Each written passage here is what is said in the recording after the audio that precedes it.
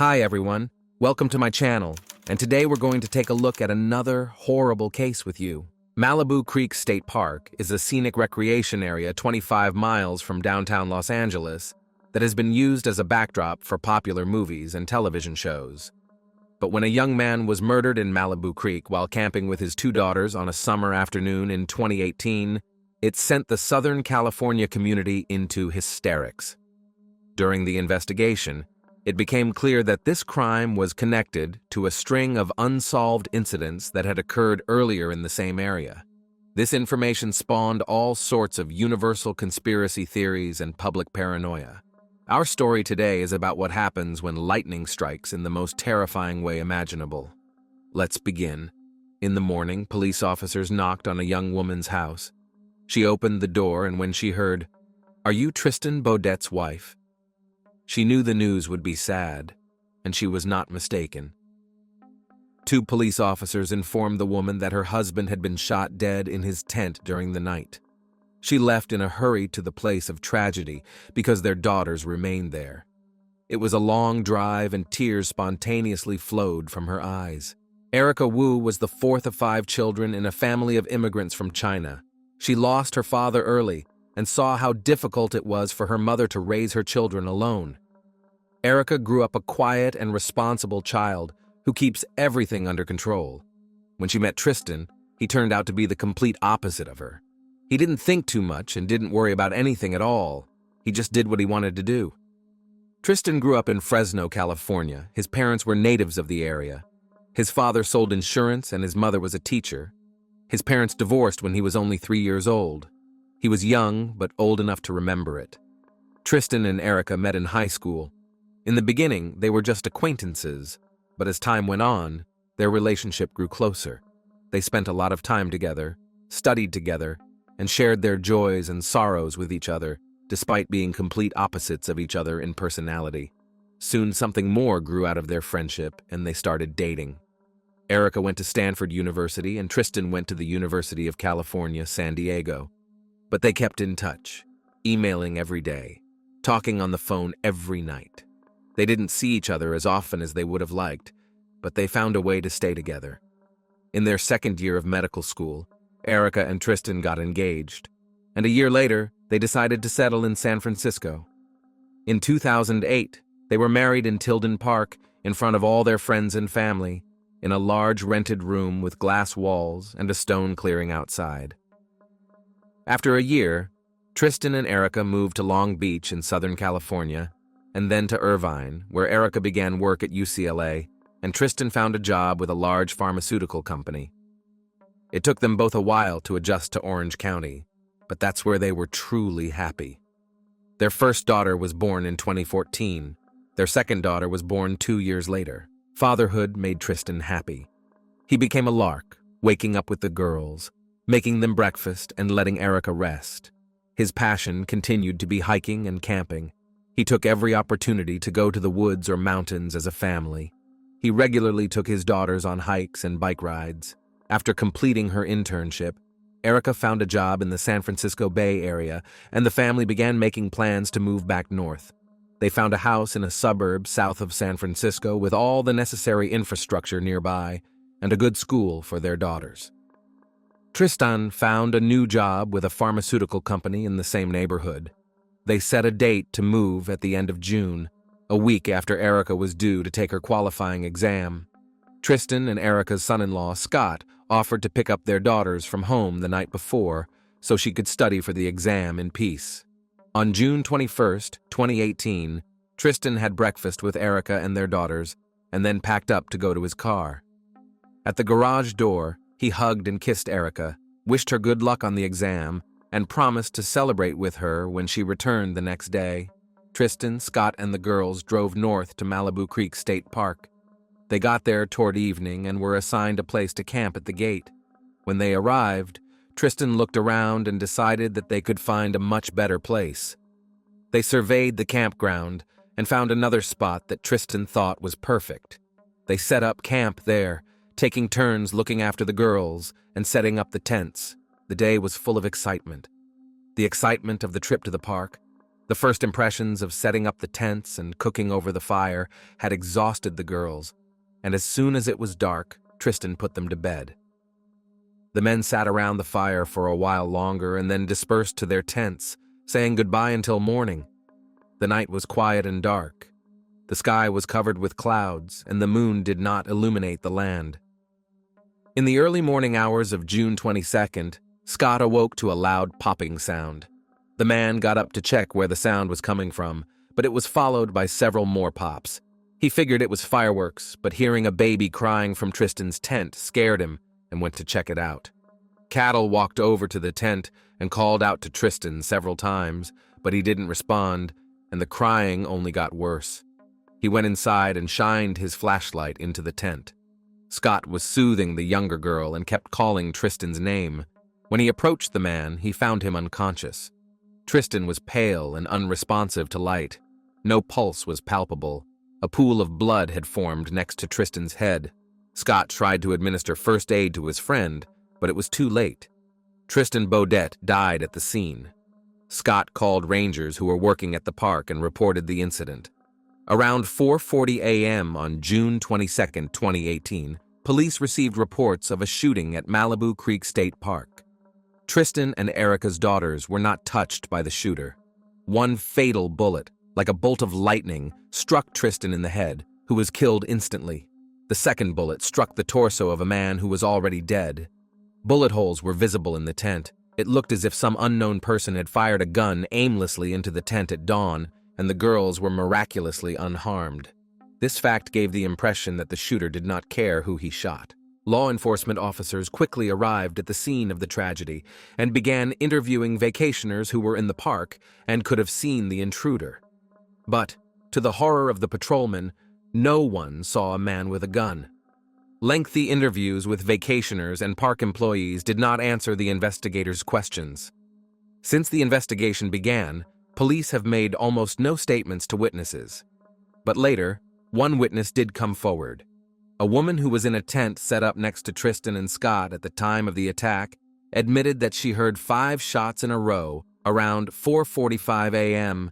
and wanted to call police immediately, but was very scared, thinking the shooter might be nearby and would shoot her too. After 20 minutes, she decided to leave the tent and called emergency services. Her call was the second call, as after the Rangers' call, rescuers were already on their way to Malibu Creek. While examining the scene, investigators noticed the caliber of the weapon was consistent with a hunting rifle, and such ammunition tends to retain killing power, meaning the bullet could have traveled quite a distance. A search was initiated for a location within that radius from where the shooting had originated. Detectives, with the help of service dogs, combed the area in and around the family tent with the assistance of police and forensics, but nothing suspicious was found to help solve the case. No arrests were made, and detectives were unable to provide any information about the suspect or his motives. Investigators were asking the same questions. Who could have shot the scientist, and where could the young father have made deadly enemies? Could it have been related to the industry in which he worked and conducted his research? Dr. Tristan Baudette was a research scientist who worked for a pharmaceutical company. Before his death, he questioned the safety of vaccines. He was working on safer vaccines, and his work did cause controversy in pharmaceutical industry circles. But this version of premeditated murder because of Tristan's research has remained unproven. Interviews with numerous witnesses continued, and after checking many facts, it became obvious that the murder of Tristan Baudette was no accident. This attack was the 6th.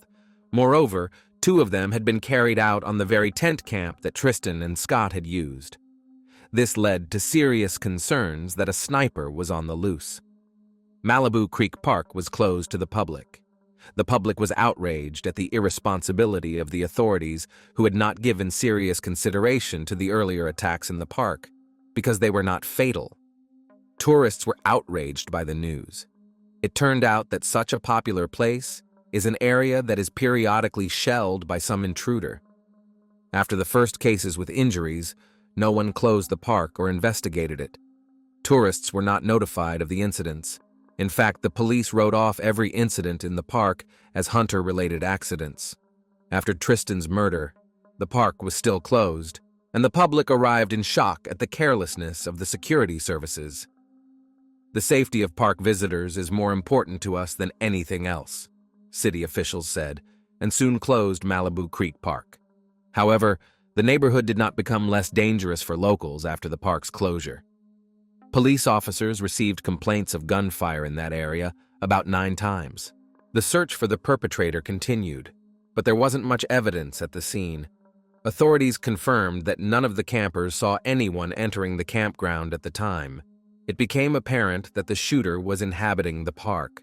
The family of Tristan Baudette, who died on June 22nd, has expressed condolences to the relatives of the victims and has chosen to remain in the shadows from all the hype that has been stirred up by the public. Using the last chance to get information about the shooter, authorities offered a $30,000 reward for any information about the crimes. But despite the reward offered for information about the possible perpetrator, the motive and the perpetrator remained unknown for months.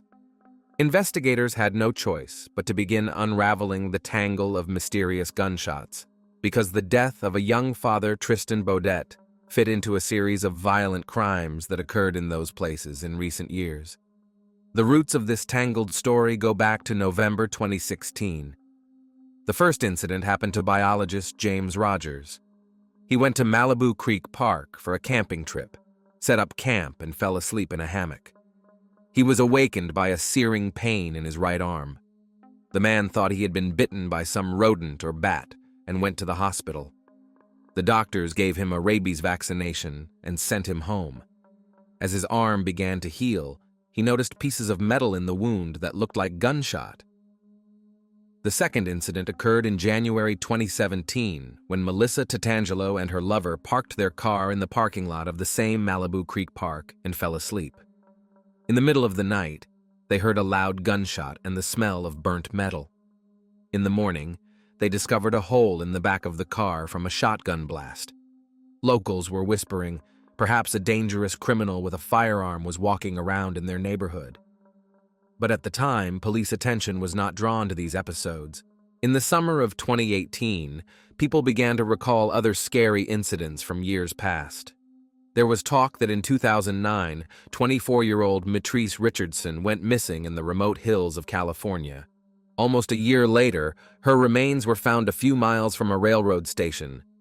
In 2017, 20-year-old Elaine Park went missing.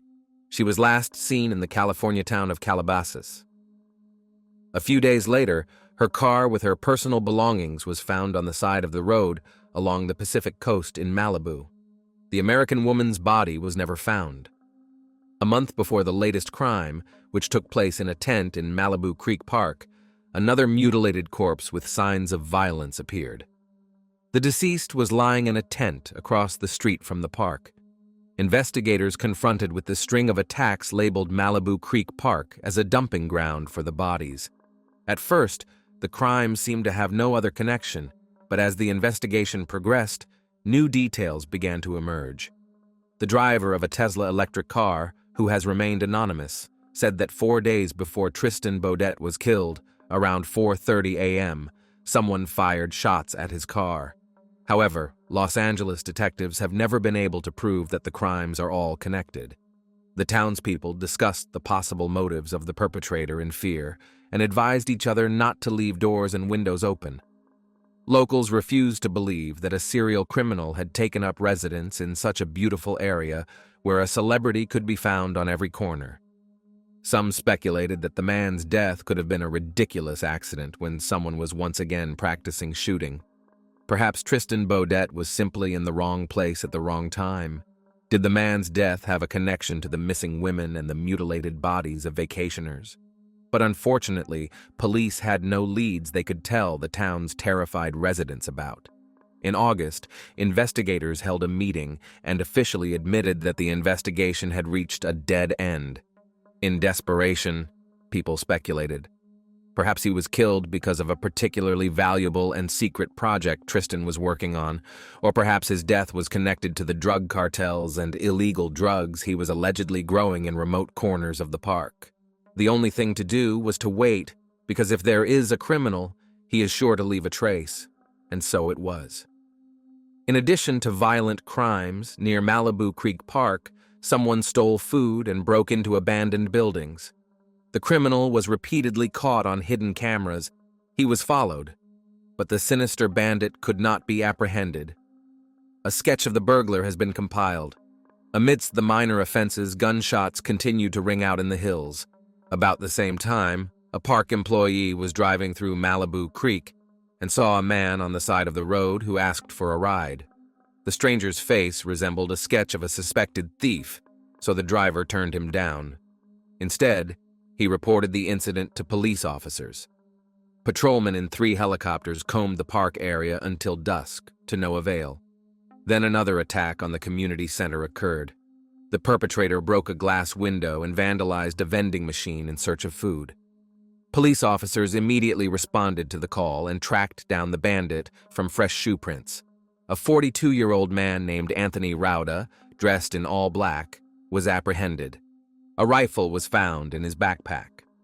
According to unofficial reports, the intruder was homeless and had been stealing food to survive. One of his relatives stated that Anthony had been arrested twice in the past 4 months. He was initially detained for illegal border crossing but was soon released. The relative also added that Anthony Rauda had been living in that neighborhood for 10 years and was afraid of the people around him. On October 10, 2018, nearly 4 months after the murder of Tristan Baudette, alleged perpetrator Anthony Rauda was taken into custody in a canyon near the park with a rifle in his backpack. Sheriff's authorities described him as a survivalist outdoorsman. He was first arrested in connection with several thefts in the area and later charged with the murder of Tristan Baudette and involvement in other shootings. Anthony Rauda had previously served time in state prison for possession of explosives and then for possession of a loaded handgun, which is illegal for people convicted of felonies. He was on probation at the time of his arrest, authorities said. During the investigation of Tristan Baudette and before Anthony Rauda's arrest, the Los Angeles County Sheriff's Department said there had been at least 7 other unsolved shootings in the area since November 2016. In early January 2023, state authorities did indict Anthony Rauda for all the shootings recorded in the Malibu Creek area in recent years. In total, he had to answer for 10 attempted murders, 5 burglaries, and the crime against Tristan Baudette. Police seemed to have found a scapegoat and were ready to close all the cases by pinning them on one man. Authorities believe the suspect was also involved in other unsolved crimes committed nearly 10 years ago. This 10-year blood fever would make for a Hollywood movie, said one of the detectives who worked on the case. Indeed, the whole story is like the script of a new blockbuster movie, but in 2 parts, where in the second part, the real culprit of the crime will still be found. Anthony Rauda was charged with murder, 10 counts of attempted murder, and 5 counts of second-degree burglary. Detectives said the charges were based on a comparison of bullets found at the scene of Tristan's death and other locations where gunfire was heard. His case has been postponed until he can find representation, according to the report. There were also questions about Anthony's ability to stand trial. For a long time, he remained in custody and insisted on his innocence. In November 2018, Anthony Rauda did appear in court. However, at the first hearing, the man had to be removed from the hall as the defendant began to shout, use profanity, and bang on the walls of his cell. When the bailiffs removed him, he demanded the dismissal of his court-appointed lawyer. Locals cherished the hope that Tristan Baudette's killer had finally been found, but the gunshots in the middle of the night in Malibu Creek never stopped. A jury found Anthony Rauda guilty of 1 count of attempted murder and 1 count of shooting at a vehicle 4 days before Tristan Baudette's death. The jury acquitted Anthony Rauda of the first-degree murder charge, but found him guilty of second-degree murder. He faced 40 years to life in prison. A statement from the district attorney's office said a Los Angeles County Superior Court judge sentenced 46-year-old Anthony Rauda to 119 years in prison. But was the man punished by state law? Could Anthony Rauda have been so disturbed to have fired indiscriminate shots at people in the mountains over the past few years? There seemed to be evidence to suggest so. What about the gunshots that people continued to hear at night, even after the suspect was arrested?